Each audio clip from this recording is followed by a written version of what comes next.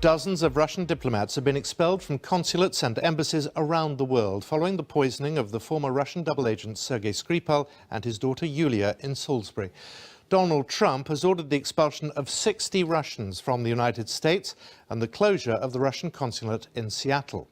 Germany and France have both expelled 4 diplomats from their embassies after leaders of both countries strongly condemned the attack. In total, 14 countries have dismissed Russian diplomats. The UK has blamed Moscow for the attack and has already expelled 23 Russian diplomats from London. The President of the European Council, Donald Tusk, said the decision had been made last week to take coordinated action in support of the UK. Russia has responded by calling the move a perverted interpretation of solidarity. In the last few minutes, the Foreign Secretary has said Western action against Russia is the biggest collective expulsion of Russian spies ever. Well, Mr. Tusk made this dramatic announcement just over an hour ago. Last week, the European Council condemned in the strongest possible terms the recent attack in Salisbury.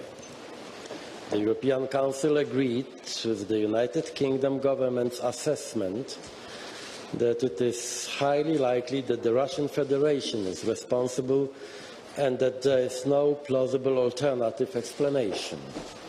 We decided to recall the EU ambassador to Russia for consultations. As a direct follow-up to last week's European Council decision to react to Russia within a common framework, already today 14 member states have decided to expel Russian diplomats. Additional measures, including further expulsions within the common EU framework, are not to be excluded in the coming days and weeks. Well, during a visit to Estonia, the Defence Secretary, Gavin Williamson, said the support shown for Britain was itself a defeat for President Putin. The world's patience is rather wearing thin with President Putin and his actions. And the fact that right across the NATO alliance, right across the European Union, nations have stood up in support of the United Kingdom, as we have seen this unprecedented attack that was being led by the Kremlin.